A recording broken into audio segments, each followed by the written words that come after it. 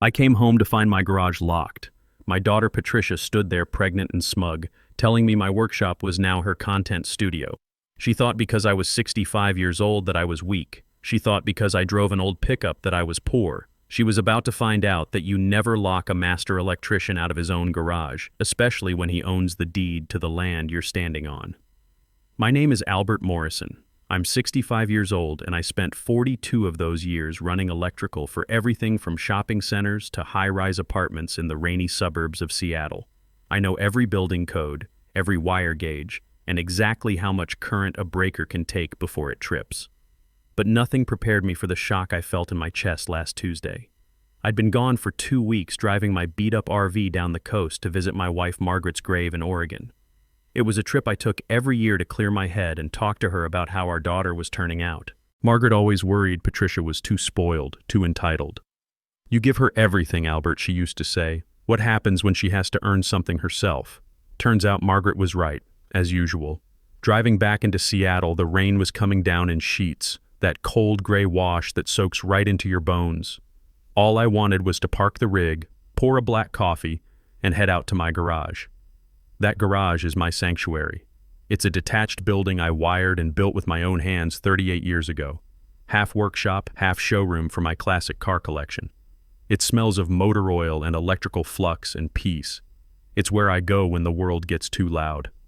My 1967 Mustang sits there next to my 1972 Camaro, both restored to showroom condition. That Mustang was a rust bucket when I bought her in 1995. Took me 8 years of weekends to bring her back to life. Numbers matching 289 V8 4-speed manual, Guardsman blue with white racing stripes. She's worth $40,000 now, maybe more. The Camaro came later, black with orange stripes, big block 396, 4 on the floor. Found her in a barn outside Spokane, covered in 20 years of dust and mouse nests. Another 6 years of love, and she was perfect again. My electrical tools hang on pegboards I built myself, everything from voltage meters to wire strippers arranged like a surgeon's instruments. Klein pliers, Fluke multimeters, Greenlee benders. Some of that equipment cost more than most people make in a month. But the most valuable tools weren't worth much money. They were my father's wire strippers, the ones he gave me when I started my apprenticeship in 1976. "Take care of your tools, Albert," he told me, "and they'll take care of you for life." But when I pulled my truck into the driveway, my headlights caught something shiny on the garage door.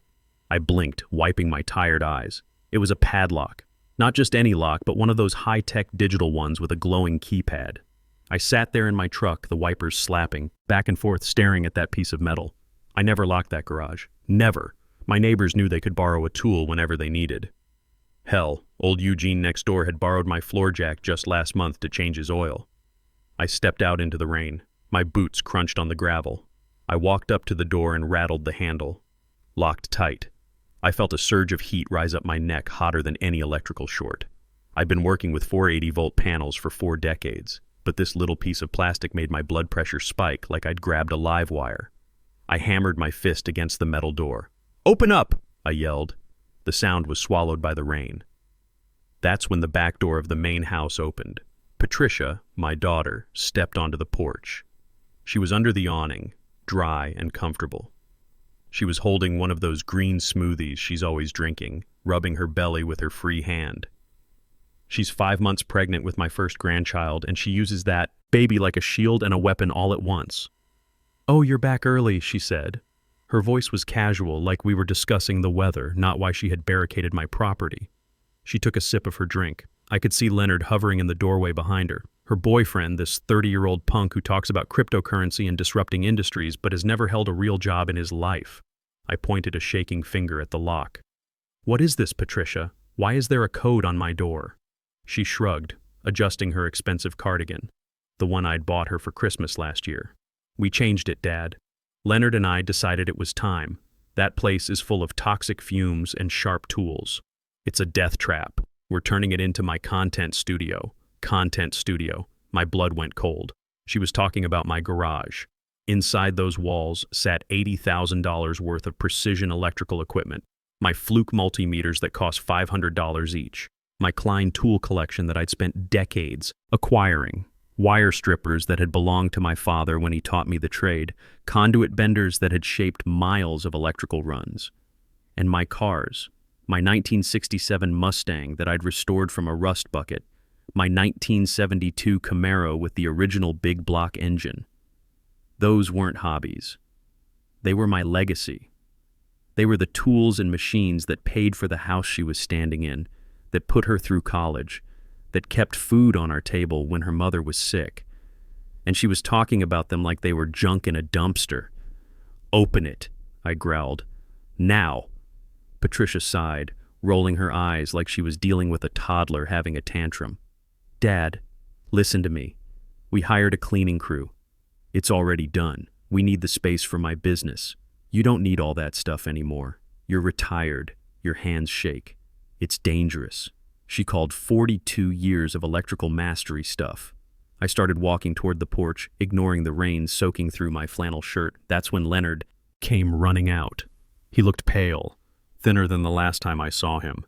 He was wearing that nervous smile he always had when he was trying to sell a bad idea in his tech startup pitch. Hey Albert, hold on," Leonard stammered, stepping in front of his girlfriend. "Let's just go inside and have some coffee. It's freezing out here. We can talk about this calmly." I stopped and looked this punk in the eye. I remembered the day Patricia brought him home 8 months ago. A 30-year-old entrepreneur who'd never held a real job, talking about cryptocurrency and NFTs like they were the future. He had soft hands, manicured nails, never done a day of honest work in his life. I'd paid off Patricia's student loans as a graduation gift, $47,000. I let them both live in my house rent-free so they could save money. I gave them everything I never had, and this is how they repay me, by locking me out of my own life while I'm visiting their grandmother's grave. "I'm not drinking coffee, Leonard. I said," my voice low and dangerous. "I'm going into my garage. Give me the code." Leonard looked at Patricia, his eyes pleading for permission. She just shook her head, crossing her arms over her chest. "No, Leonard, we discussed this. He's not going in there. It's for the safety of the family. He needs to let go of the past." I looked at them, really looked at them. I saw the contempt in Patricia's eyes. She didn't see a man who built this house. She saw a dusty old relic that was taking up space. And I saw the weakness in Leonard's spine. He wouldn't stand up for me. He wouldn't even stand up for himself. They thought because I was 65 I was finished. They thought they could just take what was mine because I was too old to fight back. They were wrong. I didn't say another word. I turned my back on them and walked to the back of my RV. The rain was coming down harder now, mixing with the rage in my veins.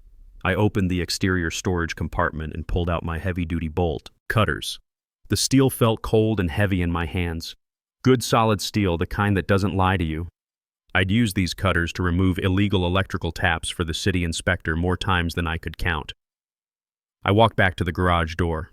The rain was dripping off the brim of my cap. I clamped the jaws of the cutter around the shank of their fancy digital lock. "Dad, wait! What are you doing?" Patricia yelled, panic finally rising in her voice.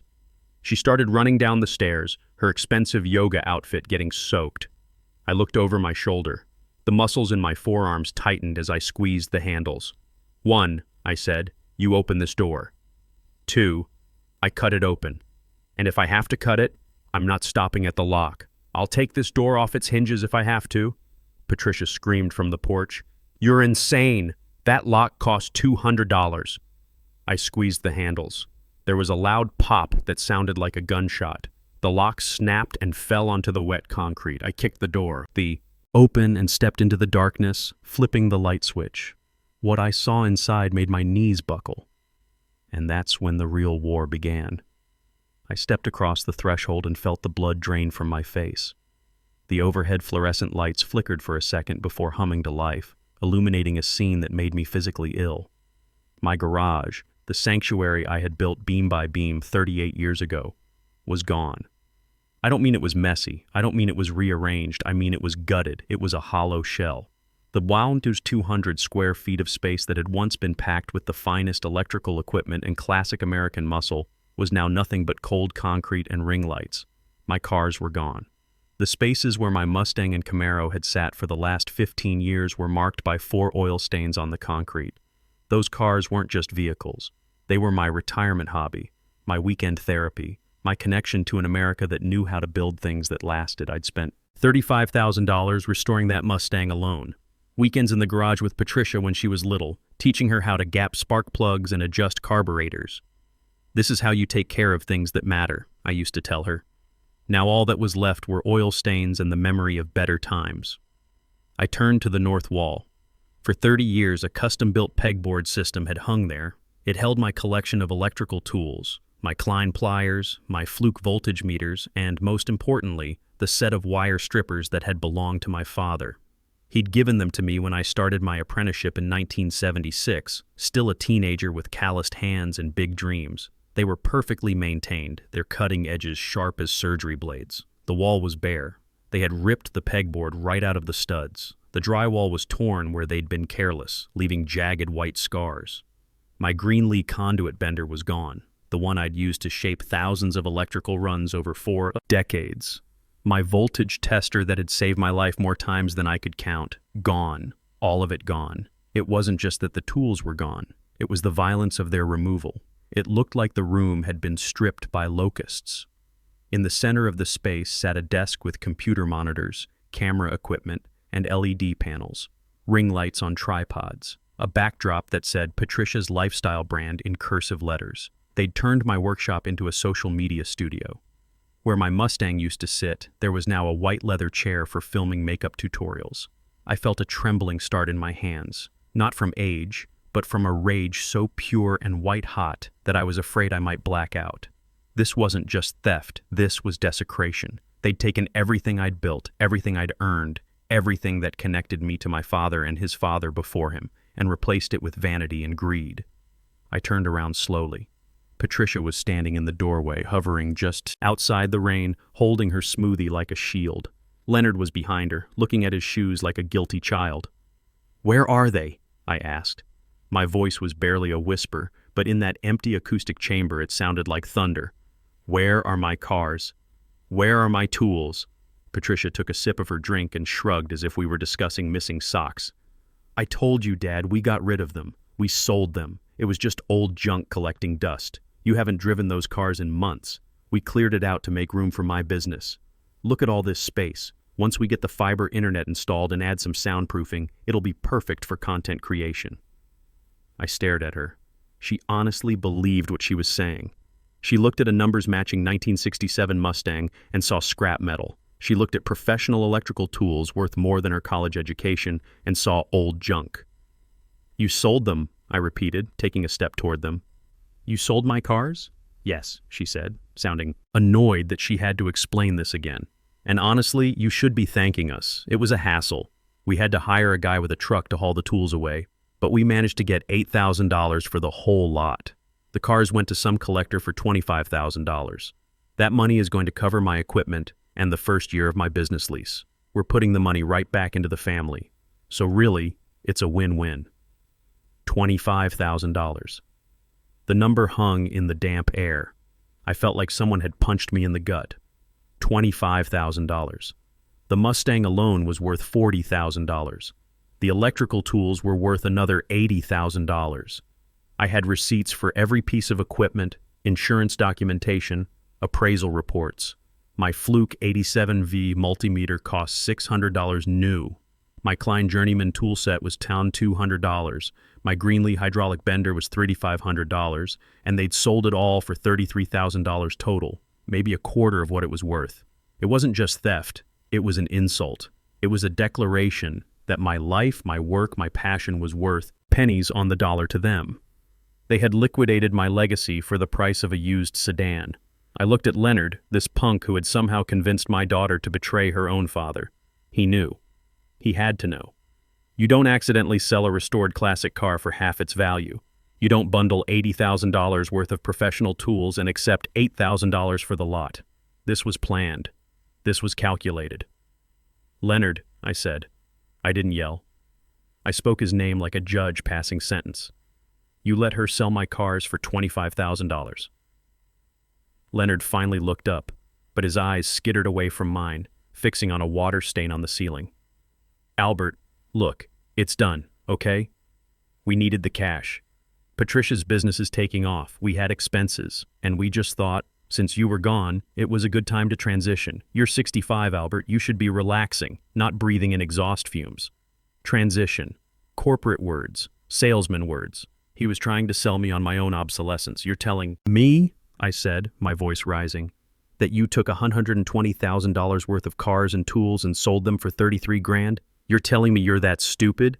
Is that what you're telling me, Leonard? That you're a fool? Patricia bristled. Hey, don't talk to him like that. We got a fair deal. The guy said most of that stuff was outdated anyway. No modern safety features, old technology. He did us a favor taking it off our hands. The guy. I looked back at the empty concrete. I looked at the scratches near the door where they'd dragged the heavy equipment across the floor.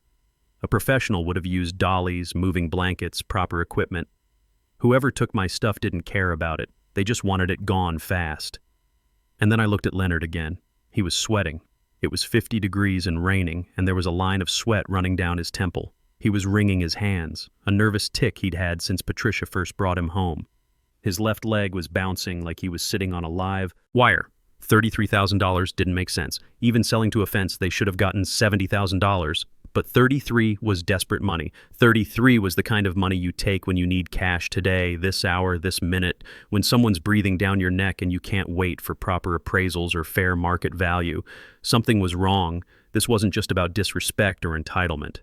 This was about desperation, about fear, about the kind of debt that makes people do stupid, dangerous things. Who did you sell it to? I asked. Leonard flinched like I'd slapped him. Just a guy, a collector. What was his name? I asked, taking another step forward. I want his name and I want his number because I'm going to call the police and report a theft, and then I'm going to buy my cars back. No! Leonard shouted, too loud, too fast. No police. Albert, seriously, don't be dramatic. It's done. It was a cash deal, no receipt. The guy is gone. A cash deal, no receipt, for $120,000 worth of equipment. I looked at Patricia. She looked confused by Leonard's panic. She thought this was about content creation. She thought she'd won. She thought they'd cleared out some old junk to make room for her Instagram empire. But Leonard was vibrating with fear. You don't borrow money like that to start a lifestyle brand. You don't liquidate someone else's assets at fire sale prices unless you're in deep, deep trouble. Patricia, I said, never taking my eyes off Leonard, how much debt does your boyfriend have? Debt? She laughed. Leonard doesn't have debt. He's an entrepreneur. He's got investors lined up for his next startup. Leonard's face went white. Albert, let's go inside. We can work this out. But I wasn't done. I pulled out my phone. I had the number memorized. It was my lawyer, Philip Carter, the same guy who'd handled my divorce paperwork 20 years ago when Patricia's mother and I split up. Philip was old school, tough as nails, the kind of lawyer who didn't take crap from anyone. I'm calling Philip Carter, I said. We're going to sort this out right now. Patricia's face went white. She looked from me to Leonard, finally seeing the panic in his eyes. Leonard? What is he talking about? What debt? But Leonard was already moving. He pushed past Patricia, ran to the car parked in the driveway, and started the engine. Patricia ran after him, pounding on the driver's side window, but he just backed out and drove away. Left her standing there in the rain, pregnant and confused, finally starting to understand that maybe this wasn't about business equipment and content studios. Maybe it was about something much worse. The next 3 days were the longest of my life. I spent them sleeping on my buddy Howard's couch and making phone calls. First to Philip Carter, my lawyer, then to every pawn shop, auto dealer, and scrapyard in a 50-mile radius. I was looking for my cars, my tools, and the truth about what Leonard had really done with that money. Philip was direct. Albert, he said, we can file charges today. Theft, fraud, elder abuse. Your daughter and her boyfriend are looking at serious jail time. But I wasn't ready for that. Not yet. I needed to understand the whole picture first. Howard, who owns the biggest pawn shop on the South Side, made some calls for me. He'd been in the business for 30 years and knew every fence, dealer, and quick cash operation in the Pacific Northwest. By Thursday morning, he had answers. Found your Mustang, he told me over coffee at a Greasy Spoon diner. It's sitting at Classic Car Solutions downtown. Guy named Eugene bought it for $15,000, not $25,000. Your tools are scattered across 4 different pawn shops. Looks like they sold everything piece by piece to get the most cash fast. $15,000. Not $25,000. They'd lied even about how little they'd gotten. There's something else, Albert, Howard continued, stirring sugar into his black coffee. Your daughter's boyfriend? Leonard Walsh? He's been making rounds to every quick cash place in the city. Word is he owes some serious money to some serious people. Gambling debts. We're talking 6 figures. Gambling debts. That explained the desperation. Leonard hadn't convinced Patricia to sell my stuff for her business. He'd manipulated her into liquidating my assets to pay off loan sharks. My daughter wasn't just a thief, she was being used by a con man. Friday afternoon, I drove to the house. I had a plan, but I needed to see them first. I needed evidence. I still had my key, so I let myself in quietly through the back door. The house was different. Leonard's stuff was everywhere. Expensive electronics, designer clothes, boxes of cryptocurrency mining equipment that probably never worked. In the kitchen, I found what I was looking for. Financial documents spread across the table. Bank statements, loan applications, and a folder marked Emergency Exit Strategy. I opened it. Inside were forged documents with my signature, a reverse mortgage, application for $400,000, Patricia's signature on papers claiming power of attorney over my medical decisions, and most damning of all, a brochure for Sunset Manor Memory Care with a handwritten note in Patricia's writing, Dad's placement, Monday pickup scheduled. They weren't just stealing my cars and tools, they were planning to have me declared incompetent and locked away in a nursing home so they could drain my house for another $400,000. The whole content studio story was just a cover. They were going to drug me, haul me away, and tell everyone I had dementia. I took pictures of everything with my phone. Then I called Philip Carter. How fast can you get a sheriff's deputy to serve eviction papers? I asked. For your own house? 24 hours. But Albert, we should... No, I interrupted. I want them out. Today. And I want to file charges for elder abuse, fraud, and attempted identity theft. All of it. Albert, are you sure? Patricia is your daughter. This will destroy her life. I looked at the brochure for the nursing home, at the note about Monday pickup, at the forged signature that would have stolen my house and left me locked in a memory care unit, drugged and helpless while they spent my life savings. Philip, I said, she already destroyed mine. The sheriff's deputy arrived at 6 p.m. Friday, just as Leonard was pulling into the driveway in Patricia's car. I was sitting on my front porch, waiting. I'd been thinking about Margaret, about what she would have said. Sometimes love means saying no, Albert. Sometimes it means letting people face the consequences of their choices. Patricia came out of the house first, still in her yoga clothes, still carrying that damn smoothie. She saw the deputy and her face went from confused to panicked in about 2 seconds. Dad? What's going on? Why are there police here? The deputy stepped forward. He was a young guy, professional, no nonsense. Ms. Patricia Morrison? Yes. You're being served with an eviction notice. You have 24 hours to vacate these premises. You're also being charged with elder abuse, fraud, and conspiracy to commit identity theft. Patricia's smoothie hit the pavement and exploded in a green splash. What? Dad, what did you do? This is my home. I'm pregnant. I stood up from my chair.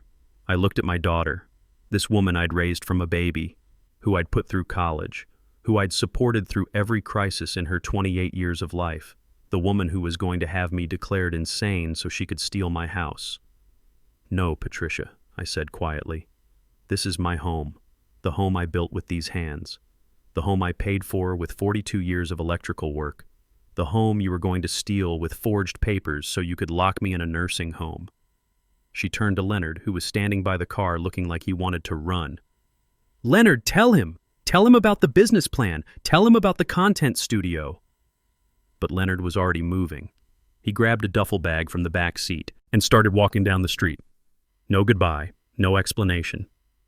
Just gone, leaving Patricia standing there in the rain, realizing she'd been played. Patricia watched him leave, and I saw something break in her face. The realization that she'd been used, that this man she'd betrayed her family for had never cared about her at all.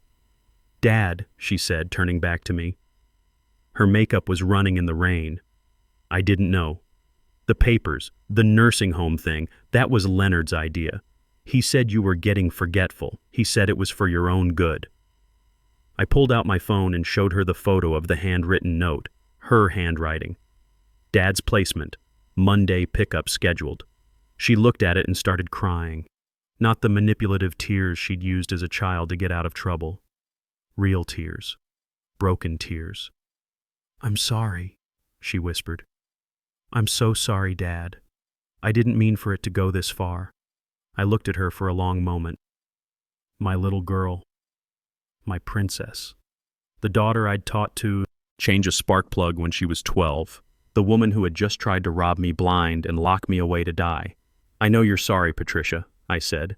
"But sorry doesn't give me back my cars. Sorry doesn't give me back my father's tools. Sorry doesn't erase the fact that you were willing to throw me away like garbage for a man who just walked away from you." 3 weeks later, I was standing in my garage again. It looked different now. Better. The smell of Patricia's scented candles was gone, replaced by the honest scent of WD-40 and electrical flux. The concrete floor was clean, ready for the oil stains that would come from cars that belonged here. My Mustang was back. I'd bought her from Classic Car Solutions for exactly what they'd paid Leonard, $15,000. She needed some work. The new owners hadn't taken proper care of her. But she was home. The Camaro took longer to track down, but I found her at a used car lot in Tacoma for $12,000.